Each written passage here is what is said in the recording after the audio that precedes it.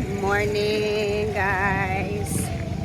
Another day, another vlog na gagawin natin. Grabe na pala yung nangyari ngayon sa sa ating Senado. Doon muna tayo sa merkado, bro. Magbili ng kalamansi. Madam. Ano yun? Magagamot na naman yung isa ngayon.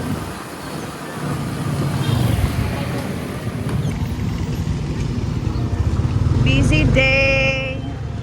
Mga tao.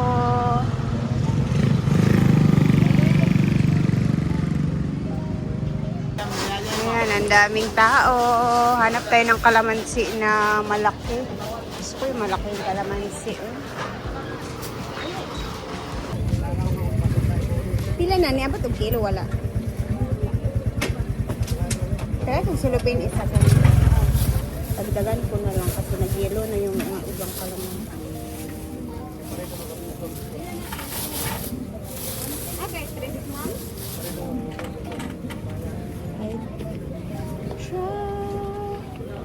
Wala ay. Gisra. Wala. Kuhain na lang. Ito na lang ako. Mga hinog na yung kalamansi. Ala, ito may bago. Tcharan. Padiskarga pa nga lang. Sayang. Payelo na kasi yung iba. Ayan. Bagong mga deliver.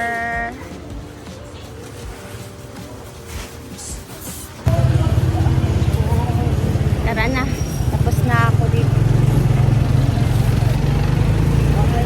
Dito na tayo, guys.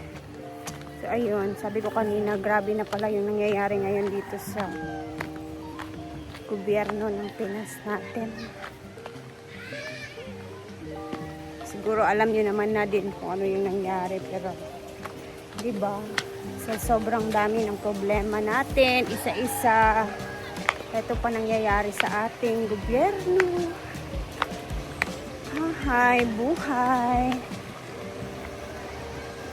Hindi ko na alam kung ano pa ang mangyayari sa mga susunod na araw. Bitaw, guys. Mag-focus na lang tayo sa hanap buhay natin. Ang importante, meron tayong pangkain sa pamilya natin araw-araw. Yun na lang iisipin natin. No hate, just love, love, love na lang yung gagawin natin. So, dito na ako sa farm. Kahit ako din, guys, inuubo din ako. Halos lahat kami ata dito may iniinda na ubo. Good morning, guys.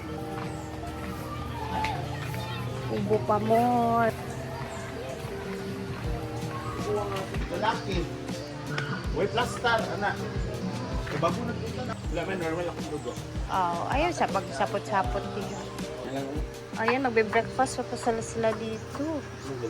Ayan, may okra, chorizo na bit-bit ni Britney kahapon na pinuntahan sa syudad. And Yaya, what are you doing? Nasa mo yun? So, ikaw maghiwa sa limansito? Kay mo? Di man ako butangan o secret of the glass. Ay, sa? Dili man kanon kanang sultiyo dili pwede kanang Si Yaya na daw maghiwa ng limonsito kasi may mga secret siya dyan na mga hurim-hurim para madaling mahulian or wala yung ubo. Joke lang yun, guys. Ito na yung mga ulam. malabot kayo. Wala ko katabo. Pag abot na ako, nakalakaw na siguro sila. So, magtatagay kami ngayon na kalamansi juice dahil. Okay, ubusan si Yaya, guys. Si Yaya nag-video sa ako, guys. Ubusan siya. Si Argel, pagaw na. Si Madam, pagaw na. Hulo, uy. sad. Nahula naman. Arang-arang naman. So now, tapos na ang tagayan sa Red Horse. Kalamansi. Yun na pa man. Bong. Nya, what's our learn? May ilalagay si Ryan na ito mamaya. guys. Hindi Para po ma-okay sasabihin ka na. yan. Hindi dapat sabihin kasi. Secret naman natin. Diba? Oo. Sa diri doon, kuko sa dani. Kapit na ni Mahuman. Ito rin yung sunod.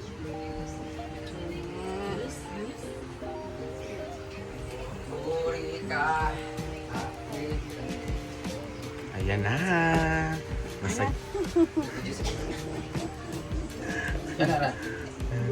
Inga. So, dahil tatlo or dalawang beses na ako nag-drink ng lemon, naubusan ako kahapon. So, si Rhea ay nakiusap ako na bumili ng kalamansi. Actually guys, kahapon sobrang tigas pa ng ubo ko, yung plema ko, andun di matikmaan, dry ka pa siya, pero may ano talaga. Tapos, tag nito, paus pa ako. Pagising ko ng umaga, nakagawa si Ansing ng ganito kalaki. Nilagay sa grapo na purong-purong kalamansi talaga at lemon. Ay, lemon na yung yellow ha. Nilagyan niya ng honey. At alam niyo, kaya medyo na okay na ako. Nilagyan pala niya ng holy water galing sa Lourdes. Binuwangan ng aking juice. Grabe si Ansing. Kaya ngayon guys, ang tawag niyo pa sa akin ay Saint Brenda. Huh? Kasi nakainom na ako ng holy water. Gano'n kita inom Kung di maawag ka gamay na mong gudto? Hindi na mainom. Oo. Pwede man. Ba't na kabutan na kayo ko karon? Daily oil. Gaway ko gabi kayo. Ano mo holy water? Oo. Oo, nawala oh. Namatay ang mga fetus sa ilalong. Ba't nang gulay na mayuaka? Nakulangan, gagamay naman. Tumbal man na. May himala po yan kapag Si nandoon. Ansin po kasi for the information of everybody, bukod kay Argel, na lagi nagpe-prayer meeting at nagsisimba na talagang advocate talaga siya for the YMCA, charismatic. Ang si Altia na lagi nagsisimba. Si Ansing po talaga ang isa sa mga hindi nyo alam na lagi talagang nagsisimba. Very religious talaga si Ansing and devoted talaga. Lagi yan siya pupunta sa tag nito, sa Lourdes. Yan talaga. Kaya minsan nagugulat na lang ako si Ansing nandun sa likod sa Lourdes. Lourdes, dilig ka nga tumanan nga Lourdes mo na diya. Oo nga, nilinisan ko kanina. Kaya nga, birin sa Lourdes po yan siya devoted kasi yung lola niya lagi nagdadala sa kanya doon. Kahit ano-ano mamangyari, si Ansing po lagi nagpupunta sa Lourdes nga. Tapos yun pala, malaman-laman namin, nada siya iyab dito. Wala. Wala kaya Bawal ng spot. Paano diba? Lagi mo siya nagpupunta. Hindi. Lagi siya nagpupunta sa Lourdes guys kasi yung lola niya lagi siya ninadala doon sa Lourdes. Kaya pag ngayon nag-aaway-aaway dito nagsisigawan, sasabihin niya na magsimba-simba kayo eh. Kato nang kuansing sa ilang tubod. Pero actually guys, doon talaga May inuman na. hindi talaga ito siya holy water na Inuman, talang binigto bendita. sa ano. Holy water siya kasi doon talaga, meron talagang iniinom doon na tubig na parang bukal siya na parang holy na talaga iniinom doon. Tapos milagro, for the information of everybody, ang birin sa Lourdes sa Binuangan ay very miraculous church. Milagroso siya sa may mga masakit-sakit doon, lahat-lahat, pupunta talaga doon, magpaypay. Meron silang parang maliit na ano doon na naliligo yung may mga sakit. Very milagroso talaga siya, di ba Seng, no? Kailangan kumuha ka doon sa bukal. Bukal talaga. Kaya alam niyo, minsan si Ansing medyo may tililing, minsan na-overdose na siya. Wala ko nang inom. Cheers, Omega! Thank you for the holy water.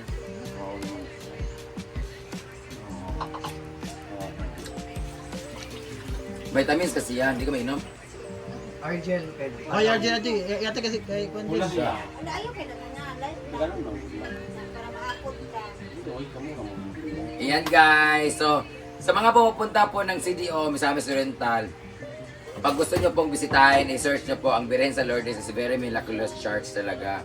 Then kung gusto nyo po na medyo Divine Mercy siya, doon naman sa may El Salvador, meron kaming Divine Mercy doon. Very miraculous din yun siya doon. Pero kung gusto nyo nang may himala talaga, punta kayo dito sa Hinaguan. Pagpunta nyo dito, mawawalan talaga kayo ng pera. Ito ang himala. At mawalan po kayo ng Ito na. ganda. Isda na po ni guys, kay bawal na sa karne. Isda may yung tails manok. So, thank you so much Ansing sa lemon, ay Rhea, at sa holy water ni Ansing. Mag-proceed na to sa paglalagay ng nipa sa ating Yeah. payag. Tara. Barato naman di ang kuan. Ayaw ma. Din ni. Katabi, katabi. Ang padilichi sa kuan. Yung ka na manok. And then we have happy pig. Kan Anthony Ugma. Karang gata halang gata. Oh, kawa mata ugma. 50 man ugma. Next day. Next day. Pwede man yung marep, pwede man yung frozen, di ba? So today, ang ulam namin today is kinilaw na gabon-gabon and then pritong isda. Anong gabon-gabon? Guwapa ka karon Fish dre. isda. Ha, gabon? Kay kuan clouds. Gabon-gabon. Ang tanong, pila na yung Try this one. Ano na? Oh, na lang. Actually, ano to siya guys? 6 yung payag namin. So, itatry ko lang muna na siya ng isa o dalawa kung gano'n kakasya. Kung maganda siya. Kasi uneven kasi yung, hindi kasi pantay yung ano namin gano'n. Ang aslum na tayo. Paano mo guna siya pa ha? Plastic. Oh, makulog. Tapos yung... Actually, it was delivered last week pa, 2 weeks ago. Hindi ko lang mabuksan-buksan kasi nagpunta kami ng Kamigi, nagpunta kami. may kulay yan. Isa lang. Then later did I know, meron din pala kay ano, Kano ng ganito. So, hindi ko na na-notice lang namin nung ano na, nung last week lang. Meron pala siyang ganito sa kanyang stage.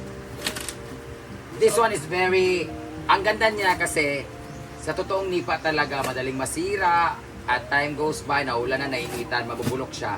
But this is plastic. Buta ka balo kung hanggang, hindi ka balo kung hanggang kailan talaga yung durability nito, kung hanggang kailan to aabot. But, it's better to try. Synthetic So that we will know it on our own way. Wow. Artificial. Artificial pala siya. Ratsyada This is siya. Artificial. Kaya ganyan din sila kano. I know. Yun nga yung sa unahan Nagkasabi niya. ko lang. Maganda siya kasi it's look like nipa talaga but plastic siya. Para siyang ratan. Ano ka na? So parang mahirap siyang magbulok talaga. Kaso ang ano nito is 1 metros lang is Kay 80 plus. 85. Something. Nasa akong link. Nasa link po ang ano. Nasa comment section ng comment link. section ng link. Maganda siya guys. Maganda. Yan, marami to. Parang napulo ka ganito ang binili namin. Makailad So gyapon lagay siya. na natin to siya sa ating payag. Titingnan natin kung bagay ba siya. So isang ganun lang talaga siya. Isang rolling. Itatamtak na lang siya o gagantaker. Actually maganda to dito sa bahay. Kaya nga. So, hindi talaga to sa payag. Sasali kasi kami ng sayaw. Dayang. No, maganda siya pag costume. Hawaiian. So, ang dami niyo pwedeng gawin nito guys. Pwede siya ganyan. Pretty gown, no? Pwede siya ganyan. Kuan, Indiana. Pag gusto mo pumunta ng Batanes pero hindi ka pupunta, pwede mo siya ganyan. Pwede. So, sa lahat mga gusto bumili nito, wala akong pakialam. Nasa comment section ng link. Matibay ang pagkagawa niya. So, paano kaya ito ididikit doon? O, ilagay niyo na ito doon! Gantaker nga. Hindi siya pwede sa gantaker because we are using square tube eh. Ay, So, Tamtax. titingnan natin kung ano kasi square tube naman doon. Ha? Sa inyong balay kiyan! Ano, sabong na po? Saan ito? Sige na mukuhan. Sige na mukuhan dire. Ala. Sige pickleball. Sige pickleball. Kaya ka nga tao ng trabaho sa sige pickleball. Ay, hindi kami na pala. Ay, po. Bikat pala. Karang, yan po. Kung gusto nyo mag-order, nasa comment section ng link. Bye-bye. Yawa ko pa namin.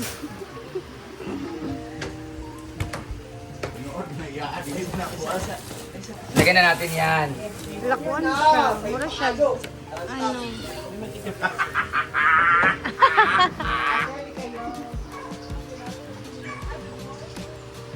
Mga babae. Interview.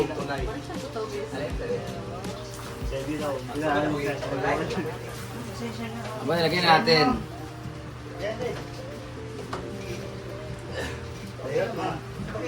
Sa kubo man siya. Sa kubo siya bagay Sabahan. man. So guys, marami kaming ganap ngayon.